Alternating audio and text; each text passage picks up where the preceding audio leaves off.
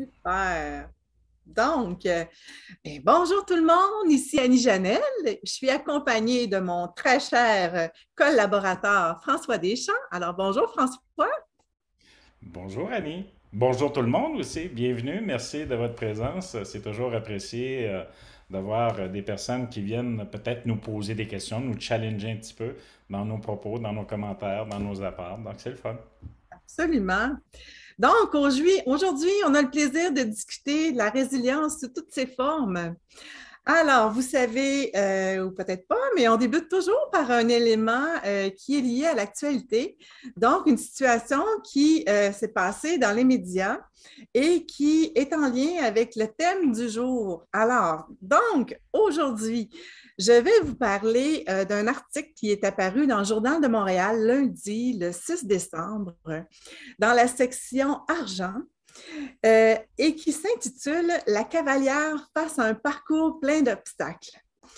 Alors, c'est un article qui est écrit par Valérie Lesage, qui a eu la chance d'avoir en entrevue Lily Fortin, qui fait partie de la famille Tristan, donc qui ont créé vraiment la bannière Tristan. Et cette entrevue-là est vraiment belle et touchante.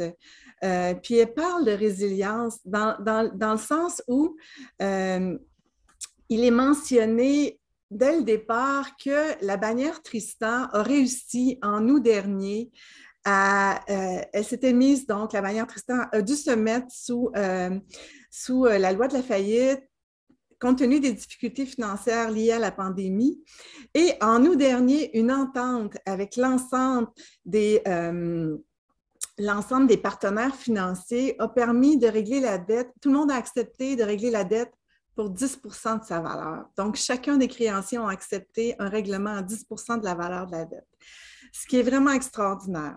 Alors, dans l'article, ce qui est mentionné, c'est que la famille Fortin, réellement, a travaillé fort pendant la pandémie, avant la pandémie, pendant la pandémie, pour bien réussir à garder à flot l'entreprise. Mais ça a été vraiment difficile. Ils ont fait face à plusieurs embûches. Puis, en fait, à un point tel qu'ils ont vraiment eu des difficultés parfois à avoir le revenu suffisant. Ils ont pris des risques. Ils ont entre autres transformé l'une de leurs usines de production de vêtements pour créer comment est-ce qu'ils appellent ça, des masques, des visières en fait protectrices. Donc, rapidement, ils ont complètement transformé la production d'une entreprise pour créer des visières, pour répondre à ce besoin-là du réseau de la santé. Également, à un moment, justement, Lily Fortin mentionnait qu'elle a eu l'intuition forte qu'elle devait rapidement faire l'acquisition de vêtements, dans le fond, pour les professionnels de la santé.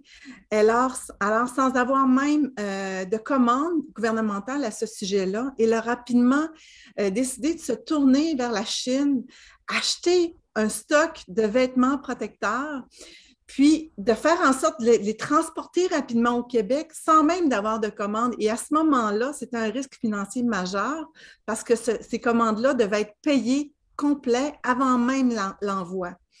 Donc, elle a réussi à faire ça, réussi à avoir le transport en avion. Et ça fait en sorte que quand la commande est arrivée, elle mentionne que c'est arrivé un vendredi après-midi, rapidement, elle a appelé le gouvernement, le ministère de la Santé pour dire, écoutez, j'ai un stock, ce qui a ébahi le ministère de la Santé parce qu'il n'était pas capable de réussir à avoir ce genre d'équipement-là. Et elle le fait. Et rapidement, dans l'après-midi, dans l'heure qui a suivi, le transport vers les réseaux de la santé a pu se faire. Donc, ça a été vraiment un coup majeur pour cette entreprise-là qui rapidement s'est tournée, a fait foi a eu foi en ce qu'elle sentait intérieurement, puis a agi pour être en mesure de pouvoir aider davantage. Ce qui est beau dans l'article, c'est qu'il est mentionné comment l'entreprise et la famille ont toujours entretenu des liens privilégiés avec l'ensemble de ses fournisseurs, avec l'ensemble de ses partenaires. Et ce qui est mentionné même, c'est que Lily Fortin, elle était même enceinte dans toutes ces péripéties-là. Et ce qui a permis à l'entreprise, malgré ses difficultés, de garder le cap et à la famille surtout, c'est cette fois-là, en ce petit enfant qui allait naître là. Donc, malgré l'ensemble des difficultés, Les gens se sont accrochés au beau, au bon, puis ont cru que la suite était une suite d'espoir. Et dans ce petit enfant-là, ils ont misé sur son arrivée et ça leur a permis de faire face. Mais ce qui est mentionné également, c'est que quand l'entente avec les créanciers a été décidée, puis que tous les créanciers ont accepté cette entente-là à 10 ce qui est très, très peu et très rare également quand on est sous la loi de la faillite d'en arriver à une telle entente, c'est vraiment que l'ensemble des personnes intervenant dans ce règlement-là ne voulaient voir survivre cette famille-là, voulaient voir survivre cette bannière-là, qui a travaillé fort pour le bien de la société, qui a travaillé fort pour essayer de rester à flot et de s'en sortir. Alors, c'est vraiment au fur et à mesure les relations donc établies à long terme, la foi également de la famille en des valeurs humaines, en des belles valeurs, qui a permis donc d'avoir ce règlement-là.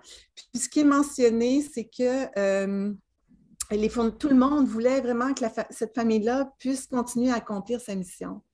Alors, c'était beau, c'était bon. Donc, je trouvais ça intéressant de l'amener ici parce que ça parle bien de la résilience. Comment parfois, on peut croire que le pire est devant nous, on a de la difficulté à percevoir qu'il y a quelque chose de grand qui puisse sortir d'une situation difficile, mais voilà, ça arrive, ça existe, même en entreprise. Donc, François, maintenant, est-ce que tu avais à ajouter à ce propos? Écoute, je reviendrai sur la résilience. Tu sais, puis quelle définition on peut donner au mot résilient? Donc, puis est-ce que c'est inné aussi d'être résilient? Donc, tu sais, dans les faits, la résilience, c'est une habilité, c'est une qualité que l'on est en mesure de développer. Chaque humain est en mesure de développer. Bien entendu, tu sais, on peut parler du mindset. Donc, dans quel état d'esprit nous sommes, puis comment on agit par rapport aux obstacles, aux imprévus, aux périodes de turbulence qui viennent nous affecter dans notre vie au quotidien.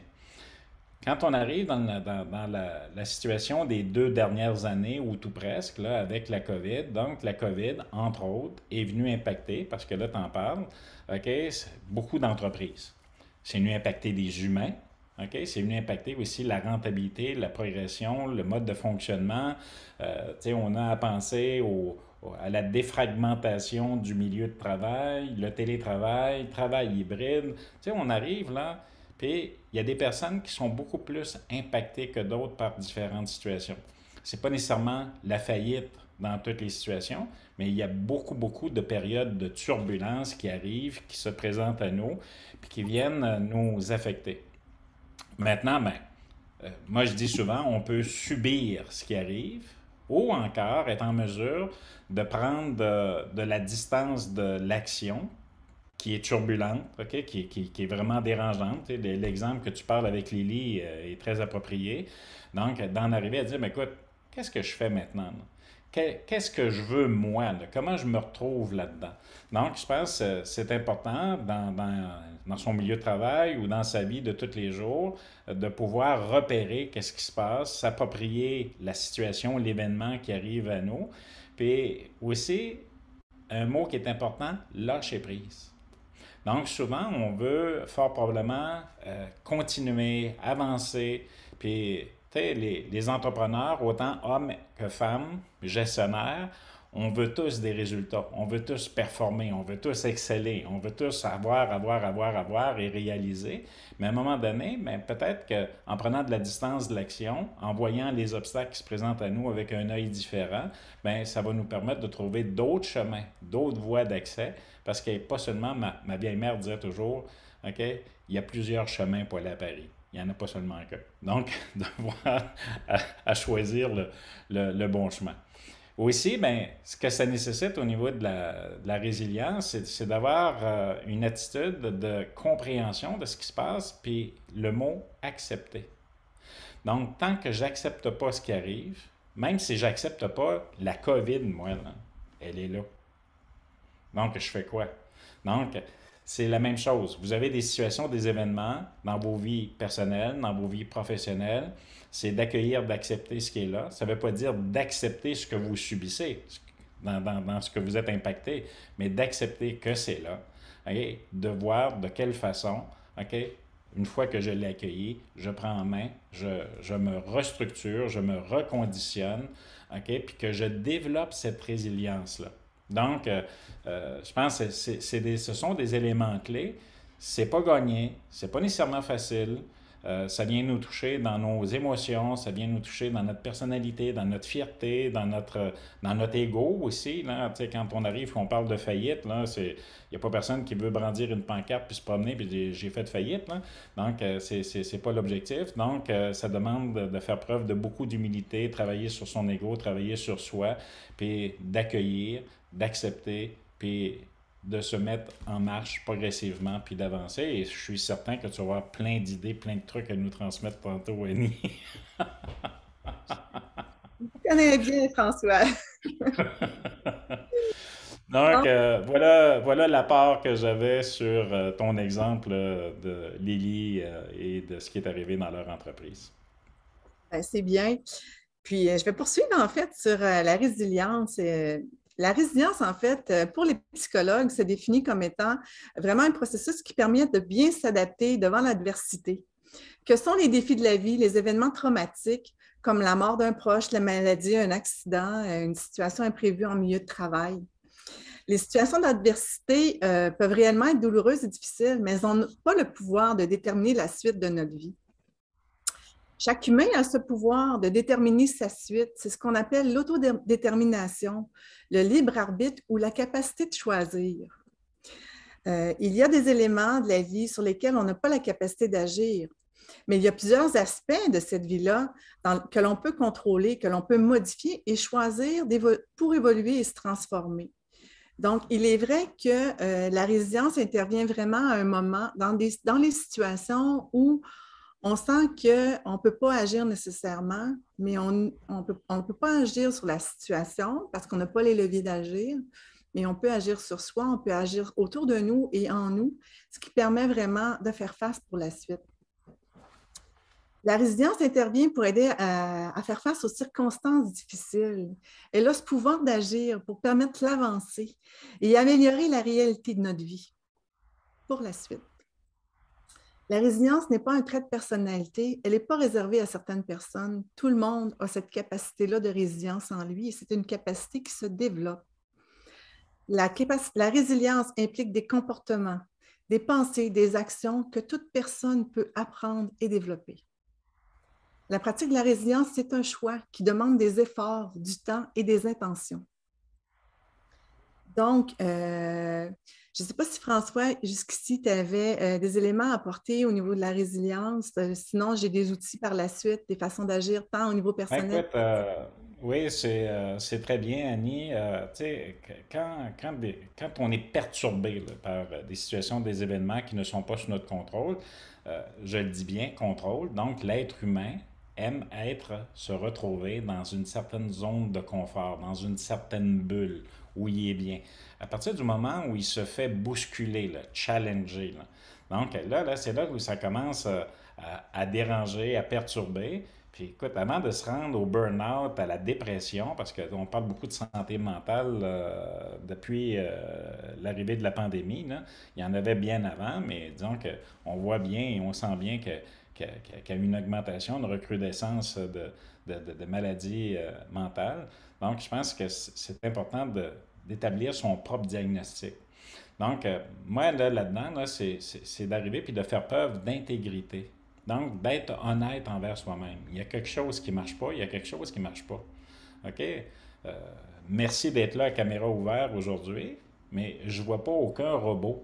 Je vois des humains là, sur mon écran d'ordinateur. Je ne vois pas personne qui a des bras puis une colonne vertébrale en acier. Donc, à quelque part, c'est d'être honnête. Nous sommes des humains. Puis, en toute authenticité, en toute vulnérabilité, de regarder ce qui se passe autour de soi. Deuxième étape, je pense que ce qui est vraiment important, c'est de venir voir au niveau de ces valeurs. Quelles sont les valeurs qui vous animent habituellement? Donc, au niveau de vos valeurs, puis d'être et de demeurer aligné sur vos valeurs. Donc, si dans vos valeurs, il y a le respect, si dans vos valeurs, il y a la famille, si dans vos valeurs, je pourrais en nommer plusieurs, mais c'est important de demeurer vous-même, de rester ancré sur la personne. Ne ne laissez pas les situations, les événements venir vous dénaturer. C'est très important. Après ça, mais quels sont vos besoins? Vos besoins avoués, non avoués à l'intérieur de votre vie de tous les jours, votre vie professionnelle, puis comment, aligné avec votre intégrité, avec vos valeurs, vous pouvez faire face à la situation.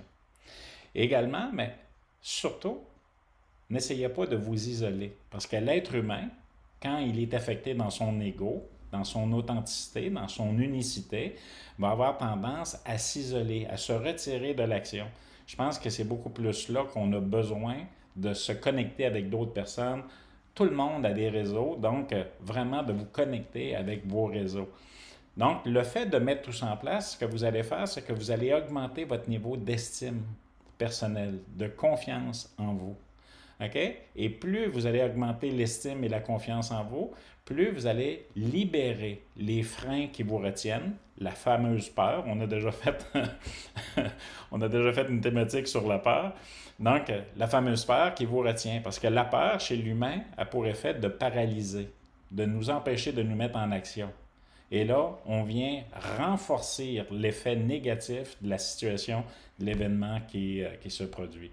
Donc, d'être honnête, de faire preuve de confiance en vous, en vos moyens, augmenter votre estime de soi et de travailler avec les gens, de collaborer. Puis, moi, il y a une phrase que je répète souvent, c'est « Tout ce qui ne s'exprime s'imprime ».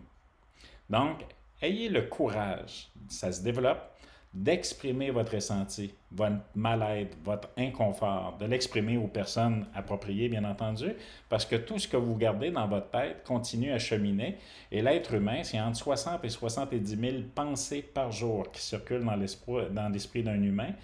Les pensées vont générer des scénarios. Les scénarios, à plus de 90% ont une connotation négative. Ils vont revenir de jour en jour. Donc, de prendre le taureau par les cornes, d'exprimer votre ressenti, de discuter avec les gens autour de vous. Déjà, on va libérer de la tension et ça va vous permettre d'avancer dans la résilience. Donc, c'est le bout que j'avais à rajouter par-dessus le tien, Annie. C'est intéressant, François, ce que tu apportes, parce que ça va vraiment dans le sens aussi des éléments que j'avais identifiés pour qu'on puisse être en mesure d'améliorer notre niveau de résilience. D'une part, personnellement, je vais venir par la suite au niveau organisationnel. Mais en fait, la façon dont on peut agir pour augmenter la résilience en soi, c'est vraiment de connaître son réseau de connexion positive, donc d'identifier les relations privilégiées qu'on a dans notre vie, les personnes qui nous tirent vers le haut, les personnes qui sont empathiques quand on vit des situations difficiles, qui ne sont pas là pour nous embarquer avec nous dans le problème, puis vouloir nous consoler, mais bien nous aider à nous structurer, nous aider à comprendre et apprendre ce qui se passe et à s'élever de ça en trouvant des solutions, en trouvant des façons de faire ou des façons d'être qui vont propulser nos agissements et notre sensation ou notre estime de nous-mêmes pour la suite. Donc, identifier les personnes, les relations privilégiées qu'on peut avoir autour de nous. Ça pourrait être également de joindre un groupe d'échange, un groupe dans lequel on se sent justement épanoui, dans lequel on appartient à une communauté où chacun s'entraide, où il y a de l'entraide, où il y a du partage. Puis ça crée ça vraiment une dynamique intérieure d'espoir, de sensation de contribuer à quelque chose de plus grand que soi. Puis de se tourner vers les autres également nous fait souvent nous sortir de nous-mêmes et nous fait justement nous sentir qu'on a du pouvoir d'agir. Ce n'est pas nécessairement dans la situation dans laquelle on a une difficulté, ça peut être dans d'autres sphères de notre vie, mais malgré tout, ça propulse vers l'avant. Ça nous sort d'un contexte, ça nous amène dans une situation de bien-être qui va nous servir sur laquelle on peut s'appuyer pour la suite de nos vies. Donc, je parle des connexions en premier lieu, donc je viens d'en parler. Favoriser également notre bien-être. Notre bien-être à nous, mais également le bien-être des autres. De contribuer au bien-être des autres donne vraiment un sens à notre vie. Ça nous donne de l'estime de soi. Puis ça peut réellement apporter permettre à la résilience, de grandir en soi. Un autre élément pour favoriser le bien-être, c'est d'être proactif, d'agir, en aidant à reconnaître et à accepter les émotions qui nous habitent, en agissant également pour transformer nos périodes difficiles en moments d'élévation, en moments de transformation. On peut se demander à ce moment-là, qu'est-ce que je peux faire pour traverser cette situation? Sur quoi, dans quelle sphère ai-je du pouvoir, le pouvoir d'agir? Où se trouve mon bien-être? Comment je peux m'élever de cette situation-là dans laquelle je ne me sens pas bien pour avancer? Donc, agir, transformer, bouger. On peut également, un autre levier, c'est vraiment de se fixer des objectifs. Se fixer des objectifs qui peuvent être à court terme, à moyen terme, à long terme. Quelle est la chose que je peux faire pour me sortir de mon malaise, me sortir de cette situation-là? Est-ce que j'ai un rêve à accomplir que je veux atteindre? Est-ce que cette situation-là est un frein ou un levier pour arriver à mon rêve? Est-ce que vivre cette situation-là m'amène dans une sphère de ma vie où je sens que j'ai atteint ma limite? Ça peut me servir pour me propulser vers la suite de ma vie, ce à quoi j'aspire réellement. Ça arrive, ça. Ça m'est arrivé, ça arrive. Donc, se fixer des objectifs, voir de quelle façon ça peut nous aider à avancer. Chercher les moyens de se découvrir davantage également. Parce que c'est souvent à travers les épreuves, les défis de la vie, qu'on se découvre et qu'on se transforme. Puis qu'on développe également de nouvelles capacités et de nouveaux talents. Donc, ça a aussi ce pouvoir-là, la résilience. Également, un autre levier, c'est d'entretenir des pensées saines et positives. Regarder les choses avec une perspective. Essayer d'identifier de façon honnête, tu en parlais tout à l'heure, François, de façon honnête et objective les situations, puis vraiment en essayant de trouver en soi ben, ce qui nous appartient, ce qui ne nous appartient pas. Dans cette situation-là, là, est-ce que tout ce qu'on dit à mon sujet est réel? Est-ce que c'est la réalité de ma situation? Est-ce que je me sens bien là-dedans? Est-ce que je ne me sens pas bien? En quoi je me sens bien? En quoi je ne me sens pas bien? Qu'est-ce qui m'appartient? Qu'est-ce qui ne m'appartient pas? Puis quelle est ma part de responsabilité? Être honnête. Pas essayer de s'en sortir en s'illusionnant sur le fait que non, j'ai rien à me reprocher. C'est pas le cas. Souvent, c'est pas le cas. Souvent, on a des sphères où on est responsable, mais la responsabilité n'est pas que la nôtre. Elle appartient aussi à l'organisation ou aux autres personnes qui nous entourent. Donc, qu'est-ce qui m'appartient, qu'est-ce qui ne m'appartient pas? Sur quoi j'ai la capacité d'agir?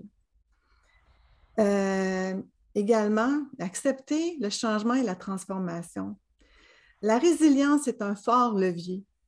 La résilience, elle permet souvent d'accepter l'inacceptable. C'est de dire, OK, cette situation-là, je ne suis pas bien, je ne me sens pas bien, ça va me transformer, ça doit me transformer. De l'accepter, je ne suis pas bien dans cette situation-là, d'accord, je fais quoi maintenant? De l'accepter, c'est le premier pas. Le deuxième pas, c'est je fais quoi maintenant? En quoi j'agis? Accepter donc le changement et la transformation. Décider de la suite. Garder espoir. Garder espoir. Être continuellement conscient qu'il y a une lumière qui est là devant soi et que quand on s'accroche, on avance. Chaque situation de notre vie nous permet d'avancer, de se transformer et de se rechoisir ou de rechoisir ce qu'on veut pour la suite de notre vie. Un autre levier également de la résiliation, c'est d'apprendre de nos expériences. Quelle a été mon expérience passée? Quelles ont été mes difficultés? Comment je les ai affrontées? Comment je leur ai fait face? Quelles ont été les forces que j'ai trouvées en moi pour me permettre d'avancer, de choisir, de me rendre ailleurs? C'est important de porter ce regard-là sur nos expériences passées parce que quand on réalise qu'on a réussi à traverser des difficultés majeures et importantes, puis qu'on constate en quoi on avait des forces, comment on a développé nos forces, ça nous donne l'assurance pour les événements futurs, les défis qu'on a à faire face. Ça nous donne l'assurance qu'on va avoir la capacité d'agir encore parce qu'on a découvert ces forces-là. Je ne sais pas si au niveau personnel, François, tu souhaitais ajouter.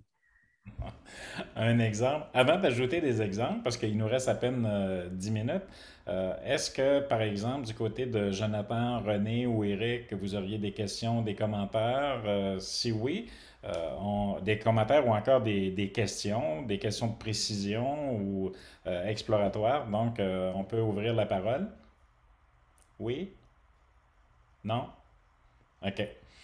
Donc, oui, Eric? Pogné. Non, C'est non, lui qui mais avait je ouvert manquais un ton petit peu le début. micro.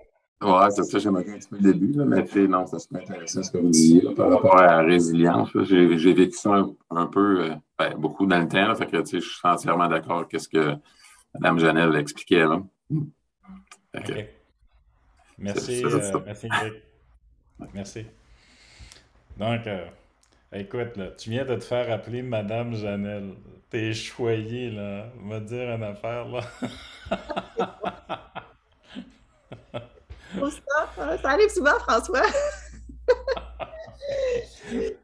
Là, on va gonfler ton ego, là. Oh mon Dieu. Non, non, ça Je prend le plus. sais que, je sais qu'il est pas gigantesque. Il a juste sa place. Mais écoute, oui, en termes d'exemple, je pourrais en partager plusieurs. Là. Tu sais, bon, j'ai un peu de neige sur la couverture, comme on dit dans la bonne expression québécoise. J'ai eu différentes étapes dans ma vie qui ont pas été faciles. Là. Mais j'ai été à un moment donné impliqué dans un conflit de travail. Tu sais, j'étais un militant syndical dans une époque passée, impliqué dans un conflit syndical, puis Hop, j'ai l'impression, François, on a perdu ton micro. peu corsé. Et bien On entendu, t'a comme perdu. j'étais... On t'a perdu quelques secondes, François. OK. J'ai dit, ça a été corsé, ça a bousculé beaucoup, là. Donc, tu sais, dans cette période-là, ben, j'étais représentant syndical. J'étais le leader du syndicat local. Donc, l'entreprise, Irving, pour ne pas la nommer, donc qui n'est pas une petite entreprise, a décidé, suite au conflit de travail, de mettre un quart de travail en disponibilité, en chômage. Donc, on pensait que ce serait temporaire, mais finalement, ça s'est avéré beaucoup plus long. Et comme par hasard, ben, la première personne à être appelée sur la liste de rappel, c'était moi. Donc, pendant 2 ans, j'ai mangé mes bas, j'ai mangé des croûtes pendant 2 ans. Ça a pris 2 ans avant que je réintègre le travail par toutes sortes de moyens, mais ces 2 ans-là, là, ça a été vraiment difficile. Donc, je me suis retrouvé dans un milieu où les gens ne voulaient pas m'embaucher, ne voulaient pas me donner de travail parce qu'ils disaient, mais écoute, on fait des affaires avec la compagnie, l'entreprise. Donc, tu sais, j'ai fait un gros travail sur moi. Puis, le côté chez moi qui était peut-être un petit peu baveux et arrogant dans le milieu syndical, ben écoute, j'ai eu à faire mes classes, mes devoirs, puis à voir aussi comment je parle, comment je m'adresse aux gens. Toute vérité est bonne à dire, je le dis aujourd'hui, mais il y a une façon de le dire.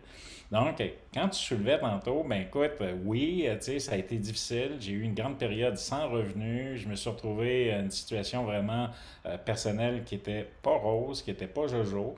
Heureusement, à l'époque, bon, j'étais pas marié, j'étais pas en couple, j'étais encore à la maison familiale, là, mais n'eût été de ça, je me serais probablement retrouvé à la rue comme certains itinérants. Là. Donc, tu sais, ça a été lourd, ça a été difficile, mais dans tous les éléments que tu viens de mentionner, ben, j'ai fait mes réflexions, j'ai fait mes classes, j'ai appris. OK? Et tout ça me sert encore aujourd'hui dans ma vie plus moderne que celle qui est reliée au passé. Donc voilà. Ben, écoute, merci de ce partage-là, François, qui était très personnel, je le sens. Euh, Si je peux avancer de mon côté également, j'ai écrit un texte que j'ai publié, entre autres, sur LinkedIn, qui s'appelle Les courants de ma vie, la richesse de mon avancée. Dans ce texte-là, en fait, je mentionne la majorité des grosses épreuves de ma vie et je termine vraiment avec mes apprentissages. Il est certain que dans toutes les grandes difficultés de ma vie, la résilience a été très, très présente. Parce qu'il arrive parfois qu'il faut accepter l'inacceptable. Il arrive parfois qu'on doit avancer en n'étant pas heureuse de ce qui se passe, en n'étant pas heureuse de la situation qui nous est imposée, mais on n'a pas la capacité d'agir dessus. Alors, c'est de trouver, pour moi, ça a été de trouver ma façon de m'en sortir. Puis, j'ai cette force-là intérieure qui a toujours été que j'ai jamais voulu me mettre la tête dans le sable comme une autruche. Pour moi, c'était toujours de faire face, de regarder ce qu'il y avait là, puis de regarder en avant aussi, de croire qu'il y avait cette lumière-là existait devant moi et que j'allais un jour l'atteindre. Donc, Donc, pour moi, ça a été beaucoup ça. Puis, les leviers que j'ai utilisés pour ma transformation, pour être en mesure de me propulser une fois la situation acceptée, ça a été d'aller me chercher de l'aide. Ça a été d'avoir justement des gens dans mon environnement, dans mon proche entourage sur lesquels je pouvais compter aux besoins, à qui je pouvais me confier. Ça a été également d'aller me chercher des formations, de lire des bouquins. Ça a été, dans le fond, il y en a plein d'outils qui existent, vers lesquels on peut se tourner pour agir dans ces situations-là. Mais la chose la plus importante, je crois, c'est d'avoir foi en soi. D'avoir foi en cette force intérieure-là qui nous habite et qui va nous permettre d'avancer, de traverser les situations. Parce que chaque situation difficile trouve sa solution. Il y a toujours des situations, puis les solutions se déterminent au fur et à mesure. J'ai écrit un autre texte où je parle de l'instant présent, du pouvoir de l'instant présent. C'est dans l'instant présent qu'on découvre au fur et à mesure les choix qu'on peut avoir ou les options qu'on a pour poursuivre notre avancée. Donc, voilà ce que j'avais à partager au niveau de mon vécu. J'avais aussi trouvé, et puis je trouvais ça le fun de les amener en éléments peut-être à la fin, pour la résilience organisationnelle. Alors, j'ai quelques éléments que j'aimerais apporter pour la réalité du gestionnaire d'entreprise, pour l'entrepreneur également. Donc, les leviers qu'on a pour avoir une meilleure résilience organisationnelle, c'est d'abord d'avoir avoir une flexibilité financière.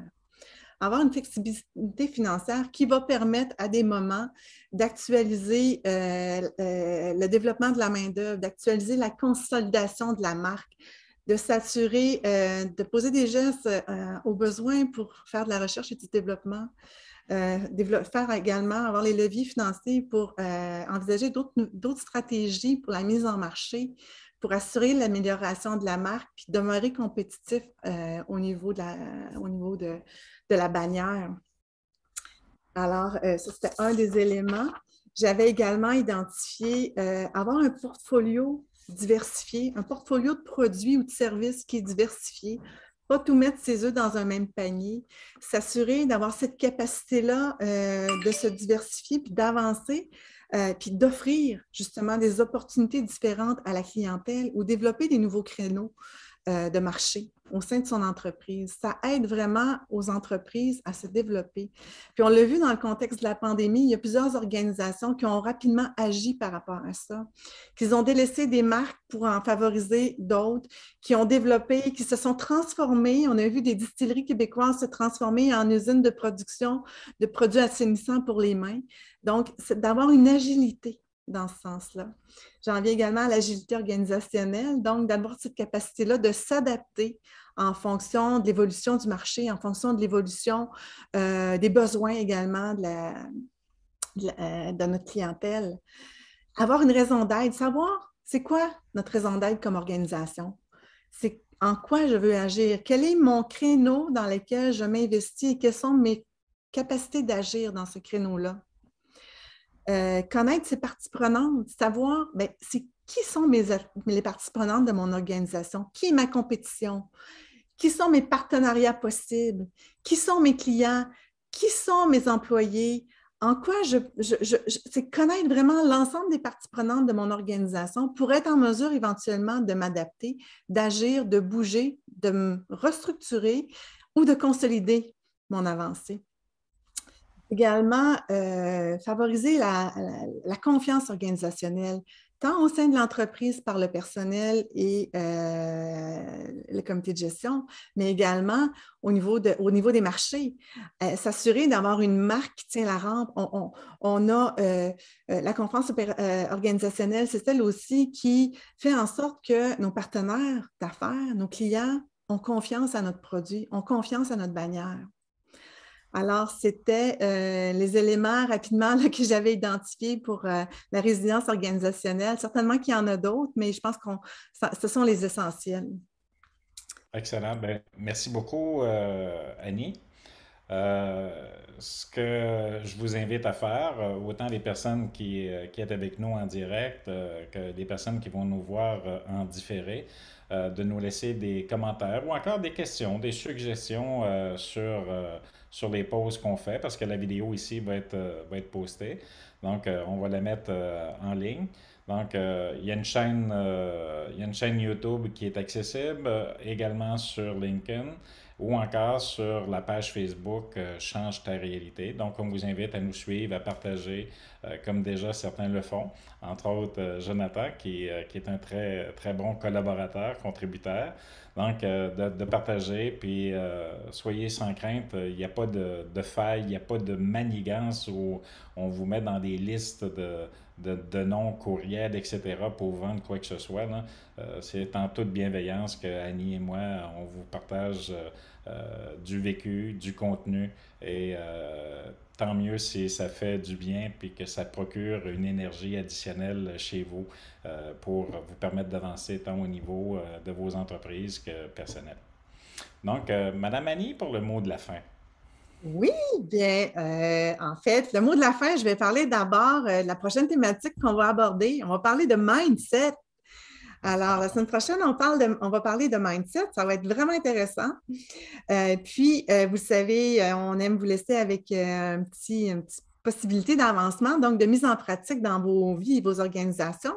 Ce que je vous propose donc cette semaine, ce qu'on vous propose, c'est de porter un regard sur votre passé, regarder les épreuves de votre passé et analyser la façon dont vous en êtes sorti pour passer au travers, pour avancer, pour vous propulser. De porter ce regard-là va être intéressant pour trouver vos avenues de solutions pour la suite de vos propres difficultés. Puis, un deuxième regard qui est intéressant de faire, c'est d'observer présentement dans vos vies, dans vos réalités organisationnelles, quelles sont les situations dans lesquelles vous vous sentez dans une roue qui tourne, dans un blocage.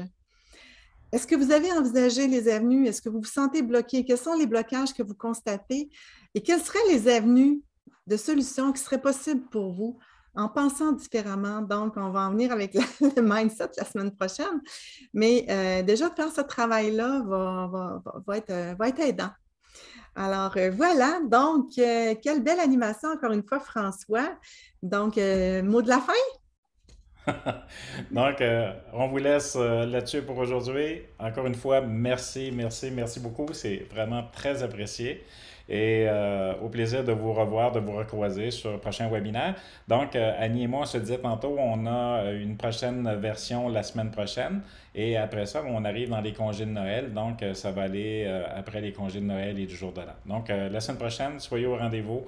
Et encore une fois, merci beaucoup de votre présence et de partager. C'est très apprécié. Au revoir. Merci beaucoup. Bye bye tout le monde. À la semaine prochaine. Alors, à bientôt. Bye.